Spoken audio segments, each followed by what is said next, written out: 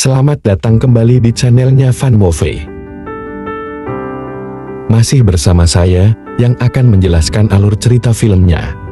Kali ini kita akan melanjutkan kembali alur cerita film Peaky Blinders yang sekarang masuk ke season 4 episode 3. Dan tanpa berlama-lama lagi kita akan masuk ke alur ceritanya. Intro.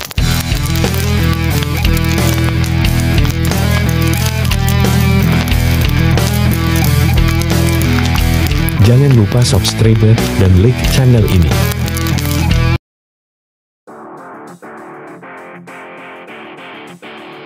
Di awal film, Thomas Shelby dan Arthur datang ke pabrik mereka untuk merekrut pekerja baru. Banyaknya pelamar yang datang merebut untuk meminta pekerjaan, sedangkan Thomas hanya membutuhkan sebagian dari mereka. Hingga terjadi insiden yang membuat amarah Arthur kembali naik.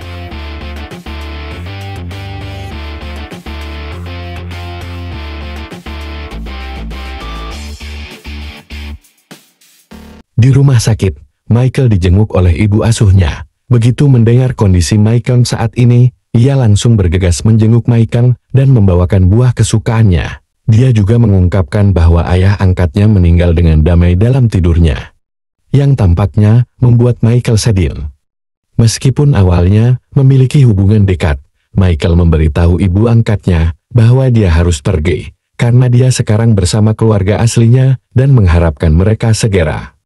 Dengan ini, dia memeluknya dan pergi, menyatakan bahwa dia memiliki hak yang sama untuk berada di sana seperti orang lain. Di tempat lain, Bibi Polly dan Ada Shelby mendapat pengawalan dari Isyar dan keluarga Lee untuk menuju ke rumah sakit. Setelah itu, semua anggota keluarga Shelby berkumpul di rumah sakit untuk menjenguk Michael sekaligus membahas sesuatu yang penting. Mereka sempat menunda rapat itu selama beberapa menit untuk menunggu Arthur, namun sayangnya dia tak kunjung datang. Alhasil, Thomas pun terpaksa memulai rapat tanpa kehadiran Arthur. Di sana mereka membahas beberapa teknis terkait perusahaan keluarga, di mana posisi Michael saat ini akan digantikan untuk sementara waktu, dan peresmian Bibi Polly kembali ke bisnis Shelby. Selain itu, mereka juga membahas tentang Lucas Changreta. Thomas berencana akan menyebarkan foto keluarga Changreta di seluruh kota. Bagi siapapun yang bisa melaporkan keberadaannya, maka diberikan hadiah.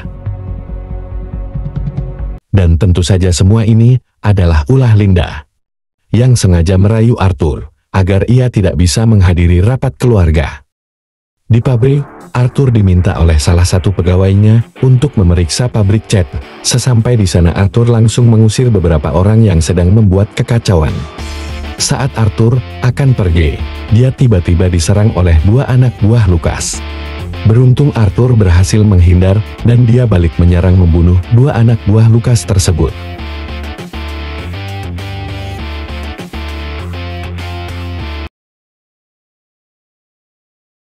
Dua orang lainnya dari anak buah Changreta datang menemui Lucas. Dia nampak kesal karena dua orang yang dikirimkannya gagal untuk menghabisi Arthur. Salah satu dari mereka mengeluh bahwasanya dia merasa lapar. Lucas menjadi lebih marah. Bagaimanapun, pada kenyataan bahwa mereka tidak dapat mengalahkan keluarga Shelby karena pengaruh besar mereka di Birmingham. Namun salah satu pria tersebut mengungkapkan bahwa keluarga Shelby memiliki banyak musuh, termasuk ibu dari pria yang dibunuh Arthur dalam pertandingan tinju 4 tahun sebelumnya. Kembali ke markas, Thomas bertemu dengan Arthur. Di sana Arthur pun memberitahu Thomas bahwa ia baru saja membunuh dua anak buah Lucas. Arthur menjadi emosional karena pembunuhan itu.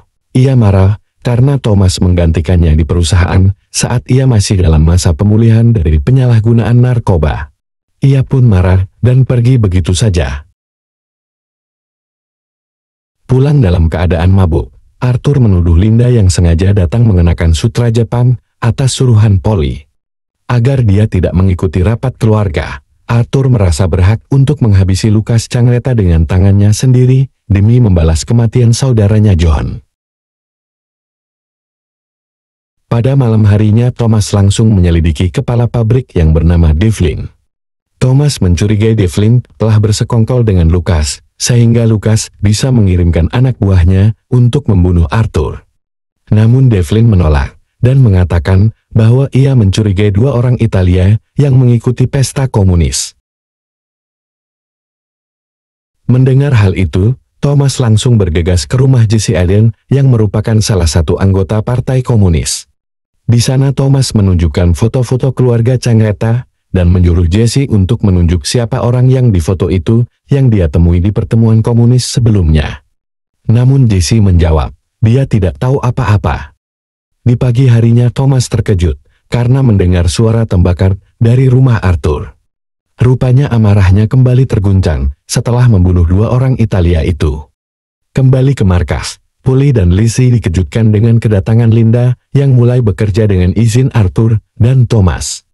Begitu juga dengan Fidel yang didaulat memimpin bisnis taruhan mereka, menggantikan posisi saudaranya yaitu John Shelby. Teringat dengan mantannya, Thomas berniat mengajak Lizzie ke lokasi di mana dulu dia sering bertemu dengannya. Thomas memintanya untuk memimpin proyek, untuk membangun institusi keluarga miskin, dan anggarannya akan dia naikkan sebesar 25%. Itu dia lakukan untuk menepati janjinya kepada seseorang untuk merubah dunia. Di malam harinya, Finn melapor kembali ke Thomas. Thomas memberi semangat pada Finn dan menyinggung kepadanya bahwa dia dapat mengisi peran John yang sekarang kosong dalam keluarga. Di sebuah bar, Bibi Polly tiba-tiba menemui Lucas Changreta. Secara mengejutkan, ia menawarkan kesepakatan dengan Lucas, di mana Lucas boleh membunuh Thomas. Tetapi ia harus melepaskan Arthur, Michael dan yang lainnya.